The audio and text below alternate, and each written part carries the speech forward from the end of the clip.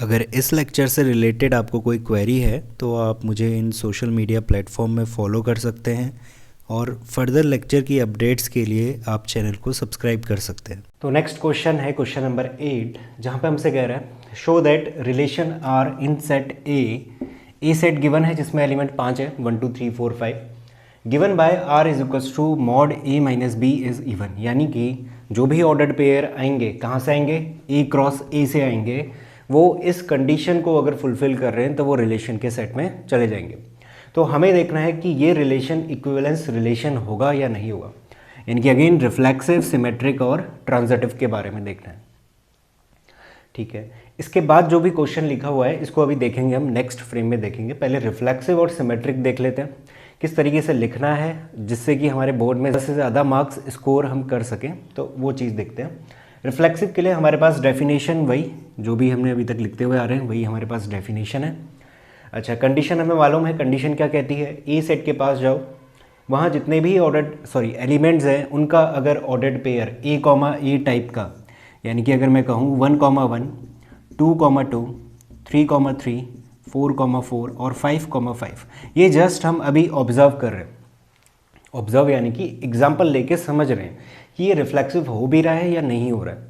पहले तो वो समझ लिया करो, क्वेश्चन समझ लिया करो, सेट समझ लिया करो, उसके बाद प्रोसीड करेंगे क्या लिखना है। लिखना काफ़ी आसान हो जाता है अगर हमारे पास क्वेश्चन मालूम है कि ये हो रहा है या नहीं हो रहा है। तो 1,1, 2,2, 3, 4 और 5 इस तरीके के ऑर्डर्ड पेयर अगर इस रिलेशन के सेट में जाएंगे तो हमारा ये रिफ्लेक्सिव हो जाएगा, यही हमने पढ़ा था। तो क्या ये वाले ऑर्डर्ड पेयर इस रिलेशन में जाएंगे? कंडीशन कहती है a माइनस बी करो, उसका मॉड करो, जो भी नंबर आए वो इवन आना चाहिए। तो यहाँ पे अगर कोई भी ऑर्डर्ड पेयर ले लो इन पांचों में से, 1 - 1 करता हूँ 0, 0 इवन होता है क्या? बिल्कुल होता है। 0 को क्या करें, 2 से डिवाइड करेंगे तो इवन तो है, यानी कि डिविजिबल है। तो इस वजह से 2,2, 3,3, 4,4 और 5,5 सारे के सारे इस रिलेशन में जाने वाले हैं। अब जब ये इस रिलेशन में जाने वाले हैं तो इसका मतलब ये क्या हो गया, रिफ्लेक्सिव हो गया। तो यही चीज़ हम मैं क्या कह रहा था कि ऑब्जर्व करना है, पहले एग्जाम्पल लेके समझना है कि ये हो भी रहा है या नहीं हो रहा है। तो हमें बिल्कुल दिख रहा है कि ये हो रहा है। अब लिखना कैसे है?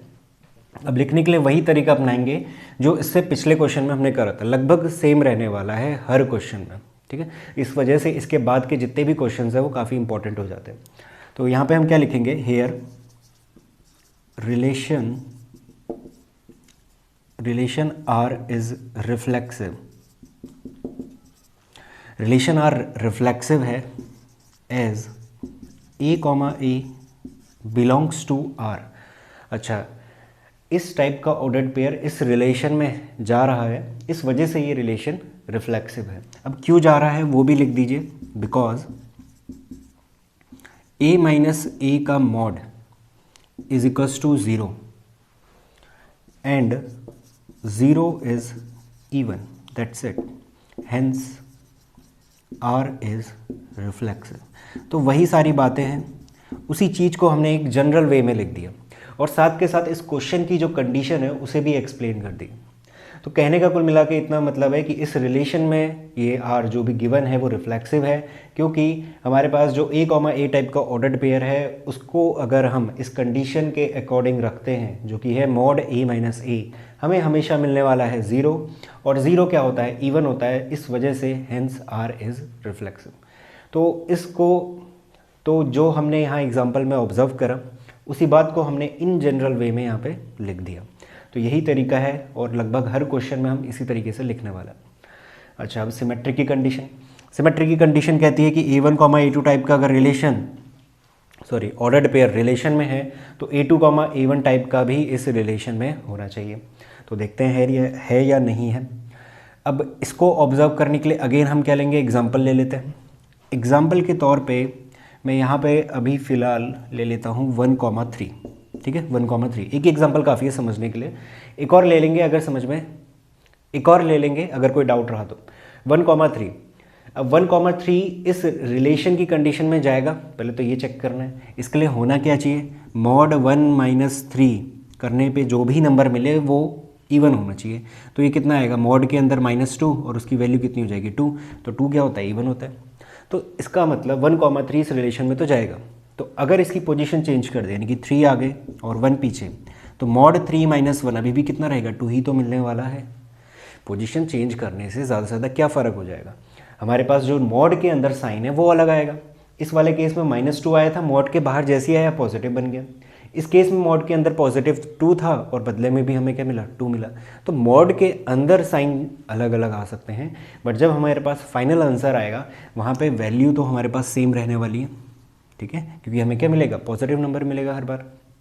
तो इसका मतलब अगर हम इस टाइप का ऑर्डर पेयर लेते हैं A1, A2, तो अगर उसका उल्टा कर भी देंगे तब भी हमारे पास वो वैल्यू क्या मिलने वाली है, सेम मिलने वाली है, यानी कि इवन मिलने वाली है। तो यहाँ पे अब इन जनरल वे में कैसे लिखा जाएगा, पिछले क्वेश्चन की तरह ही लिखेंगे। हम यहाँ पे ले लेते हैं let A, B belongs to R। अच्छा, A, B अगर हम ये कह रहे हैं कि रिलेशन को बिलोंग करता है, तो इसका मतलब वो इस कंडीशन को फुलफिल कर रहा होगा। तो यहाँ पे क्या लिख सकते हैं, it implies mod A minus B is even. इसका मतलब मॉड A माइनस B क्या होगा, इवन होगा। अब इसके बाद मैंने पिछले क्वेश्चन में क्या कहा था कि इनकी पोजीशन चेंज कर लिया करना, जो भी कंडीशन दी है उसमें पोजीशन चेंज कर दो। अच्छा, इसमें पोजीशन चेंज करते हैं, तो इसका मतलब मॉड माइनस में कॉमन ले रहा हूँ और B को आगे और A को पीछे लिख रहा हूँ, ये ऐसा हम कर सकते हैं, बिल्कुल कर सकते हैं। इसमें से माइनस मैंने बाहर लिया, B माइनस A, इस माइनस को दोबारा अगर अंदर भेजोगे तो फिर से A माइनस B बन जाएगा।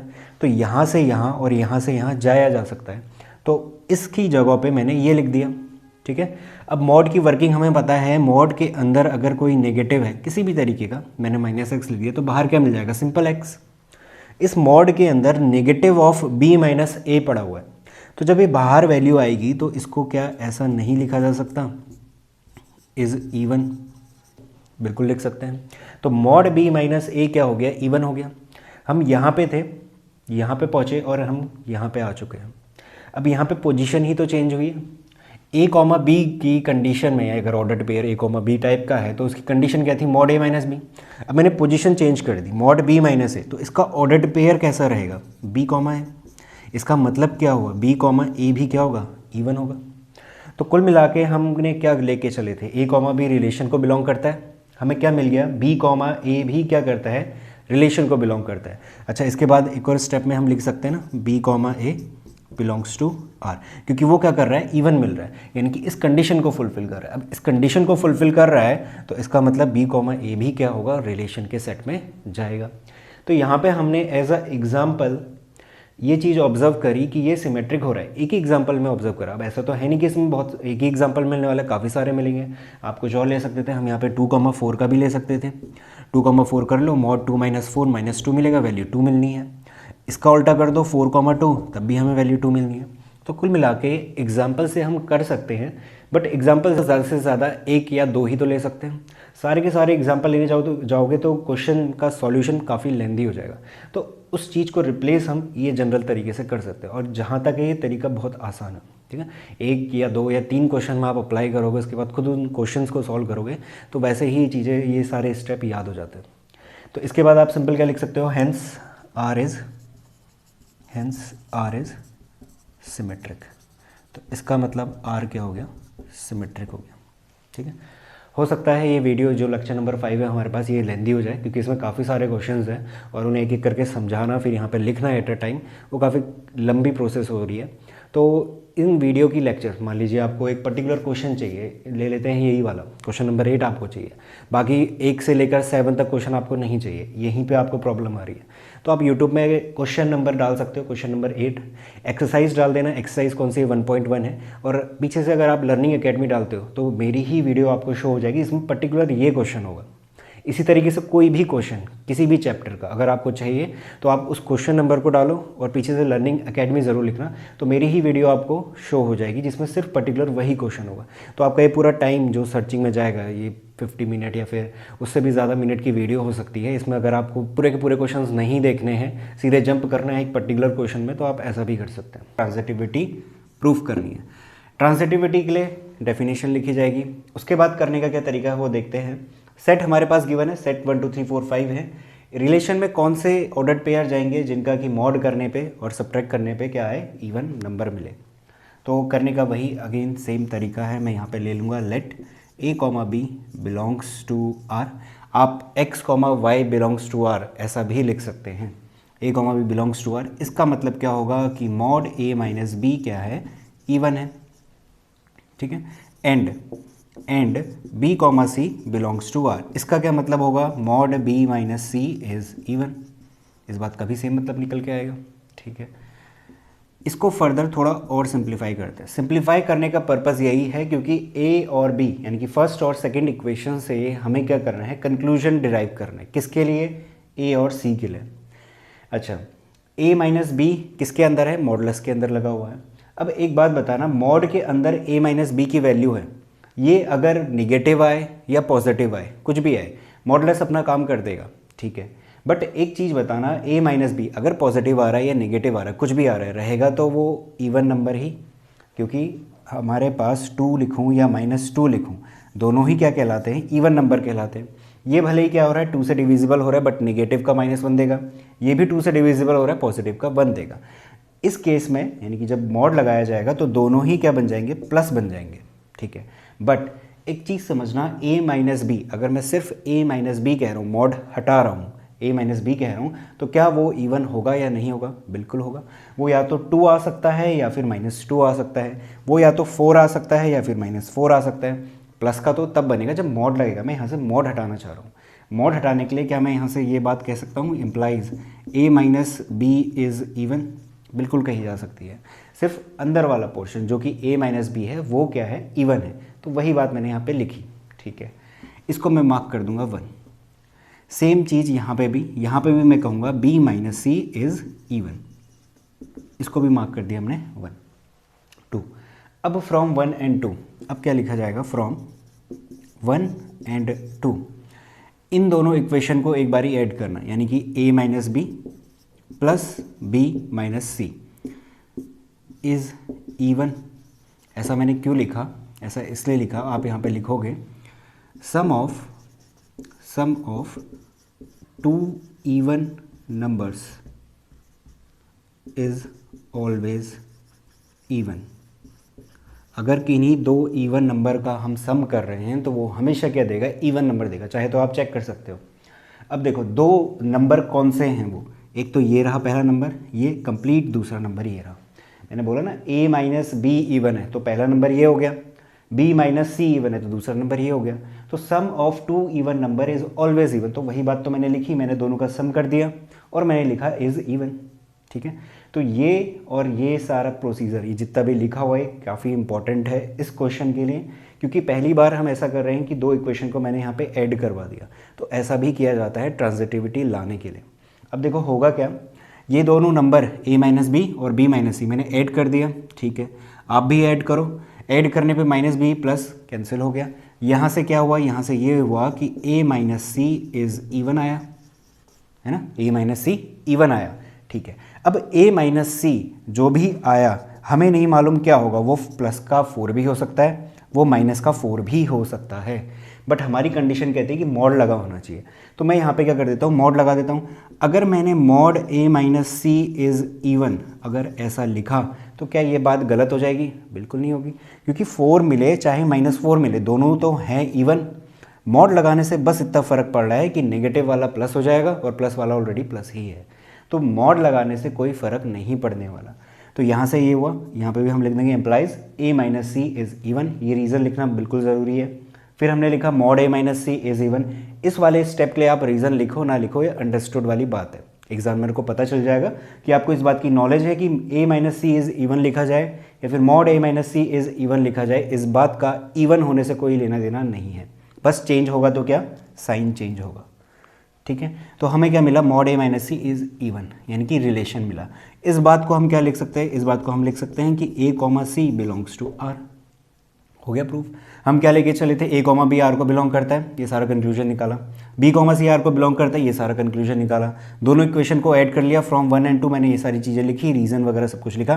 कहाँ पे पहुँच गए, a comma c belongs to r, यानी कि जो हमारी कंडीशन कहती है उसे हमने प्रूफ कर दिया। इसका मतलब ये क्या हो गया, ट्रांजिटिव। किन नंबर के लिए, सभी तरीके के नंबर के लिए जो इस सेट में गिवन है। ध्यान रखना सेट 1 2 3 4 5 है, इनफाइनाइट नहीं है। और ये जो A B C, small a b c ये लिए हैं, ये कहाँ से आएंगे, इसी सेट a से आ रहे होंगे, ठीक है।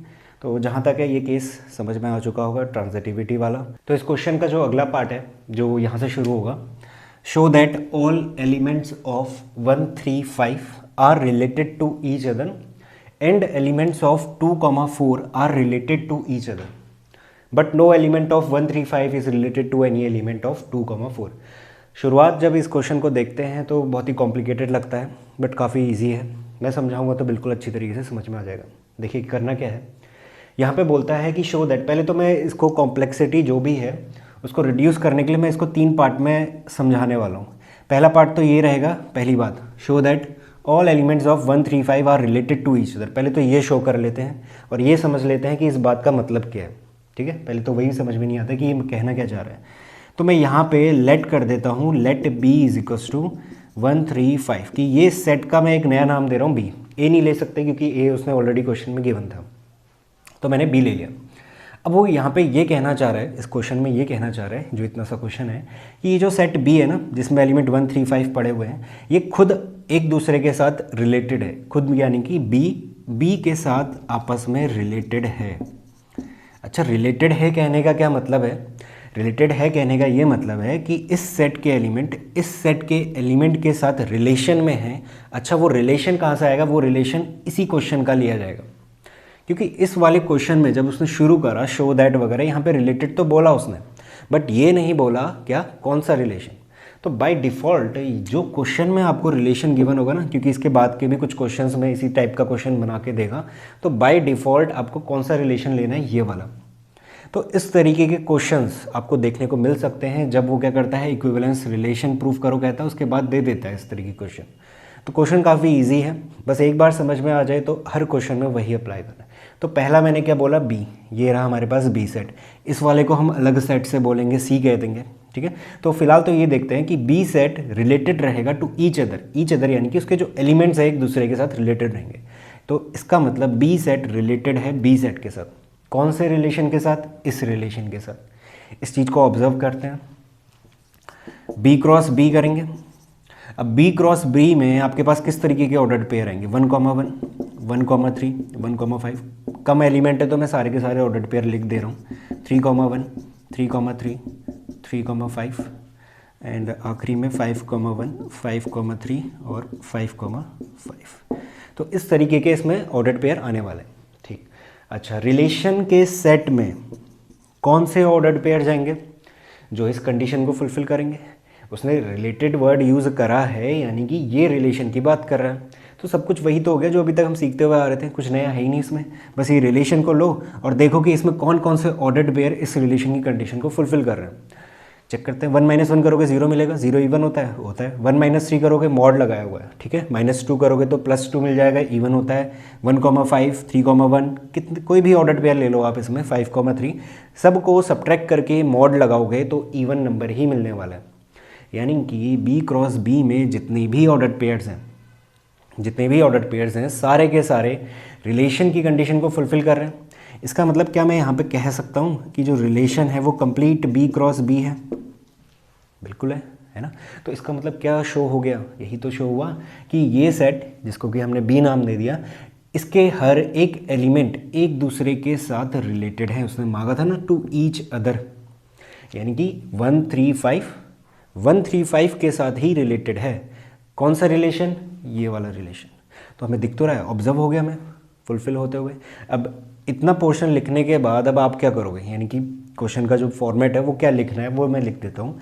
लिखना ये है यहाँ पे, हेयर ऑल ऑर्डर्ड पेयर्स, मैं ओपी लिख रहा हूँ, all ordered pairs of B cross B are satisfying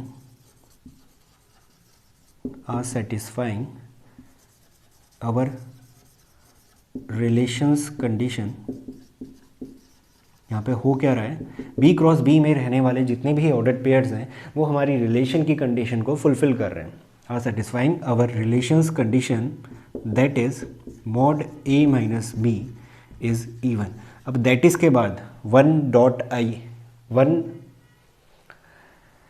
अब दैट इज के बाद जो मैंने लिखी है वो कंडीशन लिखी है। कंडीशन क्या कहती है, मॉड ए माइनस बी क्या होना चाहिए, इवन होना चाहिए। तो पूरी लाइन को अगर आप समझोगे, here all ordered pairs of B cross B are satisfying our relations condition, जो कि है that is mod a minus b is even, hence all elements of B are related to each other. Simple, ठीक है। तो जो बात हमने observe करी उसी बात को हमने थ्योरी में लिख दिया, सही है। तो यही तरीका है इस वाले पोर्शन को सॉल्व करने का। अब सेम टू सेम एग्जैक्ट तरीका हम इसके लिए भी अपनाएंगे, जिसमें कहता है and all element of 2,4 are related to each other, full stop. इस वाले सेट को 2,4 को हम नया नाम दे देंगे, इस वाले को हमने बी दिया हुआ था, इस वाले को हम सी दे देंगे, बाकी सारी चीज़ें वही रहने वाली है। तो मैं जस्ट इस वाले पोर्शन को यहीं पे लिख दे रहा हूँ। मैं यहाँ पे क्या लिखूँगा, let C is equals to कितना 2,4, यहाँ पे भी यही कर लेते हैं, C is equals to 2,4। Ordered pair आपको निकालने आते हैं, ठीक है, मैं बट फिर भी यहाँ पे निकाल देता हूँ सी क्रॉस सी। ऑर्डर्ड पेयर रहेगा 2,2, 2,4, 4,2 एंड 4,4। अब आप ये ऑब्जर्व करो, सी क्रॉस सी में रहने वाले सारे के सारे ऑर्डर्ड पेयर क्या इस कंडीशन को फुलफिल कर रहे हैं। 2 - 2 करो 0, इवन होता है। 2 - 4 करोगे मॉड -2 मिलेगा, बाहर क्या आएगा 2। ये वाली कंडीशन फुलफिल हो रही है। 4,2 भी करेगा, 4,4 भी करेगा, यानी कि अगेन यहाँ पे क्या हो गया, रिलेशन क्या हो गया, सी क्रॉस सी। ये हमारे पास सेकंड पार्ट है, तो मैं यहाँ पे सेकंड लिखूँ, ठीक है। तो आर इज इक्वल्स टू क्या हो गया, सी क्रॉस सी हो गया। अब क्या लिखोगे, here all ordered pairs of C cross C are satisfying our relations condition. हमारी जो रिलेशन की कंडीशन है उसे फुलफिल कर रहा है। कंडीशन क्या है, mod a minus b is even, क्योंकि मैंने बताया हुआ है कि अगर यहाँ पे रिलेटेड वर्ड का यूज़ कर रहा है और अलग से कोई रिलेशन नहीं दे रहा है तो हम बाय डिफ़ॉल्ट क्वेश्चन में जो रिलेशन दिया हुआ है उसी का यूज़ करेंगे। तो mod a minus b is even, hence all elements of C are related to each other. तो यही तो वो मांग रहा था, क्या मांग रहा था कि 2,4 के एलिमेंट आपस में एक दूसरे के साथ रिलेटेड हैं, वही प्रूफ करो। तो यही हमने शो कर दिया, ठीक है। तो जहाँ तक है ये दोनों पार्ट समझ में आ चुके होंगे। फुल स्टॉप के बाद एक और क्वेश्चन है, but no element of 135 is related to any element of 2,4। कहने का मतलब, इसको हमने बी नाम दिया था ना, बी सेट सी सेट के एलिमेंट के साथ किसी भी तरीके से रिलेटेड नहीं है, इस बात का ये मतलब है। अच्छा, अब रिलेटेड नहीं है कह रहा है, इस बात को शो करना है। अब शो कैसे करोगे, यानी कि रिलेशन की जो एक कंडीशन है ये फुलफिल नहीं हो रही होगी। तो सिंपल कुछ नहीं करना है, बी सेट लेना है, सी सेट लेना है, बी क्रॉस सी निकालना है और ये सारी कंडीशन फिर से लिखनी है। तो मैं लिख लेता हूँ, पहले इसे मिटा लेते हैं। ओके, तो बी सेट क्या है, let B is equals to 135 and C is equals to 2,4। Same वही करेंगे, बी क्रॉस सी निकाला जाएगा। ये है 1,2, 1,4, 3,2, 3,4 और 5,2 एंड 5,4। तो ये हमारे पास बी क्रॉस सी आने वाला है, ठीक है। कम एलिमेंट थे इसलिए सारे के सारे हमने लिख लिए। अब ये देखो कि रिलेशन के सेट में कौन कौन से ऑर्डर्ड पेयर जाने वाले हैं। देखना, मॉड ए माइनस बी क्या मिलना चाहिए, इवन। 1,2 मॉड 1 - 2 करोगे कितना मिलेगा, 1 मिलेगा। इवन है क्या, नहीं है, यानी ये तो नहीं जाने वाला। 1,4 1 - 4 करोगे -3 मिलेगा, यानी कि मॉड लगाने पे 3 मिल जाएगा, ये भी नहीं जाएगा। 3 - 2 1, ये भी नहीं जाएगा। 3 - 4 माइनस का 1 मिल जाएगा, प्लस का, तो ये भी नहीं जाएगा, ये भी नहीं जाएगा और ये भी नहीं जाएगा, क्योंकि मॉड करने पे इवन नहीं मिल रहा है। तो इसका मतलब इस रिलेशन के सेट में, ये जो रिलेशन का सेट है ये क्या हो गया, एम्प्टी रिलेशन हो गया। पढ़ा था ना स्टार्टिंग में सबसे पहले। तो क्या है ये, R इज इक्वल्स टू 5, यानी कि B क्रॉस C से कोई भी एलिमेंट इसमें नहीं जा रहे, यानी कि रिलेशन सेटिस्फाई नहीं हो रहा है। तो इसका कंक्लूजन क्या निकला, इसका कंक्लूजन यही तो निकला कि B सेट के एलिमेंट C सेट के एलिमेंट के साथ किसी भी तरीके से रिलेटेड नहीं है, यही वो मांग रहा था। But no element of B, जिसको कि मैं B कह रहा हूँ, is related to any element of C, यानी कि 2,4। तो हो गई यही बात शो। तो अब क्या करोगे, R इज इक्वल्स टू 5, यहाँ पे सिंपल लिखोगे, हेयर नो एलिमेंट या फिर ordered pair, no ordered pair of B cross C is satisfying our relations condition. हमारी रिलेशंस की कंडीशन को जो है वो सेटिस्फाई नहीं कर रहा है जो कि क्या थी, that is mod a minus b is even, hence 135 is not related to 2,4। आप ऐसा भी लिख सकते हो कि यहाँ पे b लिख दिया, हम b लेके चले हुए ना, let b is equals to b is not related to c, simple. ठीक है, तो ये पूरा क्वेश्चन जो सॉल्व करने का तरीका है वो ये है। तो ये काफ़ी इंपॉर्टेंट कॉन्सेप्ट था जो कि हमने इसमें लास्ट वाले में सीखा, शो दैट वाली बात। इसके बाद कुछ क्वेश्चंस है जहाँ पे अगेन इस तरीके का क्वेश्चन पूछेगा, तो उनको भी हम देख लेंगे, तो इसको नोट करें। इसके बाद नेक्स्ट क्वेश्चन हम देखते हैं।